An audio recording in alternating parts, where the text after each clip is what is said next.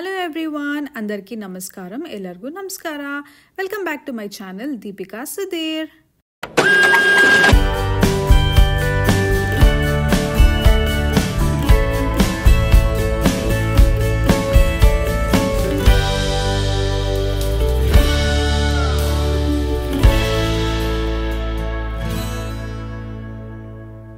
నా last blog చూసిన వాళ్ళకి అర్థమై ఉంటుంది, నేనైతే ఇండియా నుంచి యూఎస్ఏ బ్యాక్ వచ్చేసానని.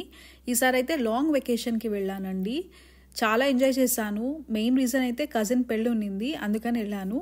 అలానే ఇంకా ఎన్నో ఇయర్స్ అయింది ఇండియాకి వెళ్ళి అని చెప్పేసి కొంచెం వెకేషన్ ఎక్స్టెండ్ చేసుకొని ఉన్నానన్నమాట.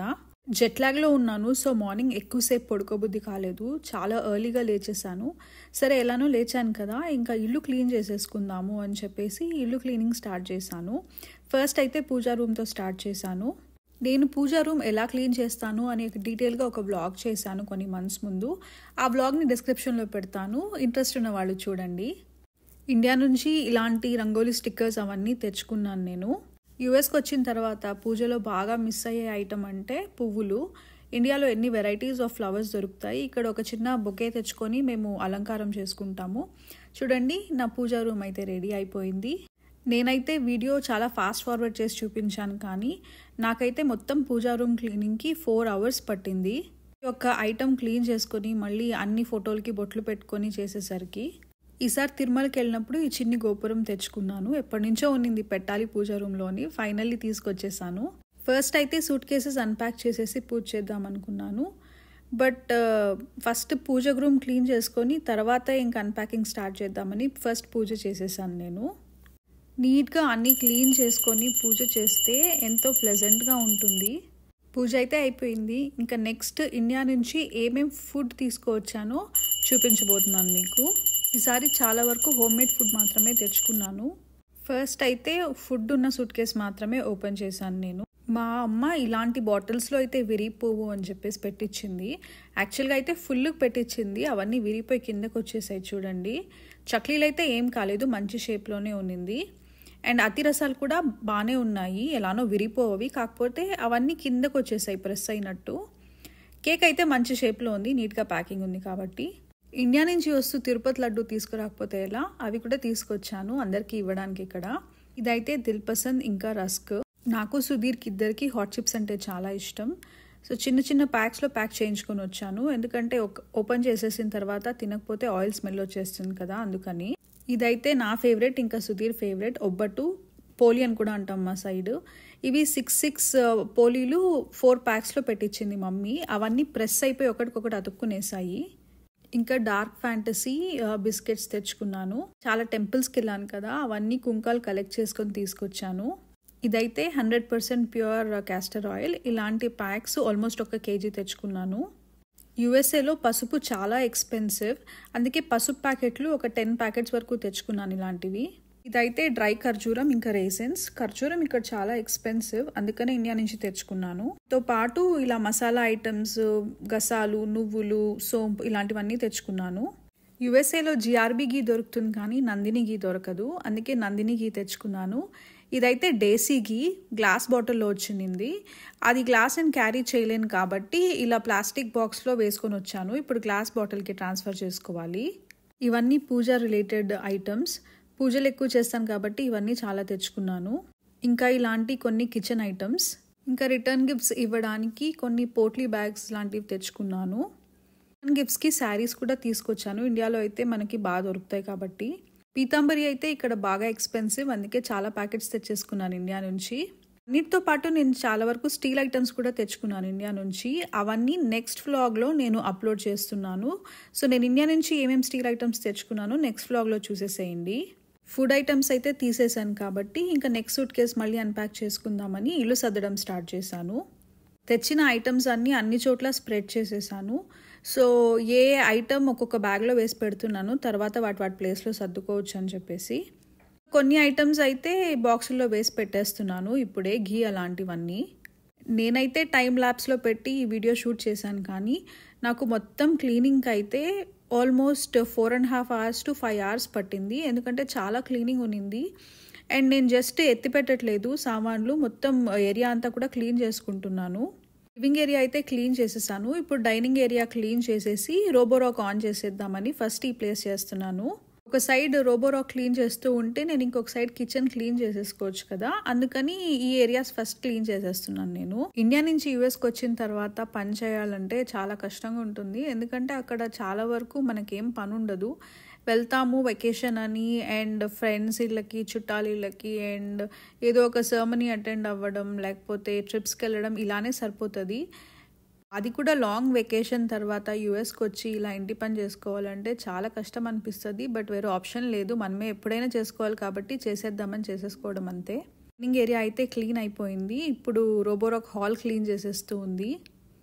నేను వాక్యూమ్ ప్లస్ మాప్ రెండు పెట్టేశాను, సో మాప్ కూడా చేసేస్తుంది ప్యారలల్గా. కిచెన్ కూడా ఆల్మోస్ట్ క్లీన్ అయిపోయింది. నేను ఈసారి ఇండియా నుంచి చాలా వరకు స్టీల్ ఐటమ్స్ తెచ్చుకున్నాను. ఎందుకంటే మొత్తం స్టీల్కి మార్చేద్దాము కిచెన్లో ఐటమ్స్ అన్నీ అని చెప్పేసి నా ఐడియా అనమాట. ఈసారి 2 డిఫరెంట్ ఆయిల్స్ కదా, అందుకనే నేను ఒక బాటిల్కి ఒక రబ్బర్ బ్యాండ్ వేసి పెట్టాను, సో దట్ నాకు ఇది వేరే ఆయిల్ అని తెలిసి వస్తుంది అని. యాక్చువల్లీ నేను ఇంకా కొన్ని ఐటమ్స్ చూపించలేదు మీకు, ఇవన్నీ పగిలిపోయాయి తీసుకొచ్చేటప్పుడు. ఆ ట్రేస్, ఇంకా కొన్ని కప్స్కి అయితే హ్యాండిల్స్ కూడా విరిగిపోయాయి, అవన్నీ పడేసాను. ఇంకా కిచెన్ క్లీనింగ్ అయిపోయింది కాబట్టి కిచెన్కి కూడా రోబోరాక్ పెట్టేశాను. ఇంకా వన్స్ రోబోరాక్ అది క్లీన్ చేసేయంగానే ఇంకా కుకింగ్ స్టార్ట్ చేద్దామని చెప్పేసి వెయిట్ చేశాను. ఇంకా మార్నింగ్ నుంచి చేస్తూనే ఉన్నాను.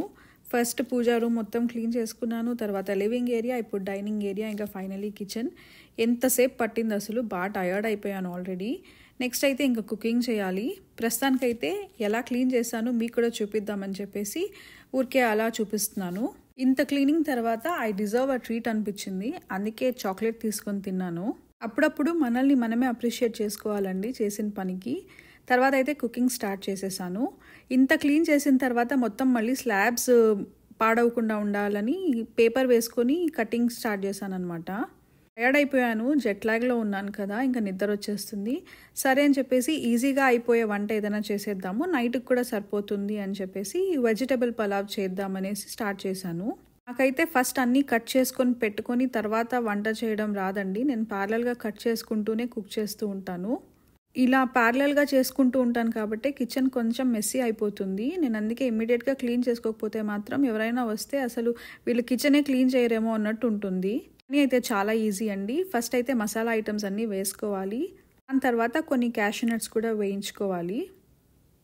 తర్వాత ఒక full big size onion, or actually 1.5 onion అక్కడ చూపిస్తున్నాను కదా, ఆ 1.5 ఆనియన్ సన్నగా కట్ చేసుకోవాలి. అండ్ కొన్ని పచ్చిమిర్చి, ఎందుకంటే నేను తర్వాత కారపొడి వేసుకుంటాను కాబట్టి. ఆనియన్స్ గోల్డెన్ బ్రౌన్ కలర్ వచ్చే వరకు వేయించుకోవాలి. దాని తర్వాత మనకి ఏ వెజిటేబుల్స్ ఇష్టమో ఆ వెజిటేబుల్స్ అన్నీ కట్ చేసుకొని కొంచెం రోస్ట్ అయ్యే వరకు వేయించుకున్న తర్వాత జింజర్ గార్లిక్ పేస్ట్ వేసుకోవాలి. నేనైతే జింజర్ గార్లిక్ పేస్ట్ మిక్సీలో వేయను, అప్పటికప్పుడు దంచి వేసుకుంటాను. నాకు అలానే ఇష్టం, అది టేస్ట్ చాలా బాగుంటుంది, ఎక్కువ ఫ్లేవర్ఫుల్గా ఉంటుంది బిర్యానీ. నేనైతే ఇంకా గ్రాసరీ షాపింగ్కి వెళ్ళలేదు వచ్చిన తర్వాత, సో ఇంట్లో ఉన్న వెజిటబుల్స్తోనే కుక్ చేసేస్తున్నాను. యాక్చువల్లీ అయితే బిర్యానీకి కాలీఫ్లవర్ వేస్తే ఇంకా బాగుంటుంది.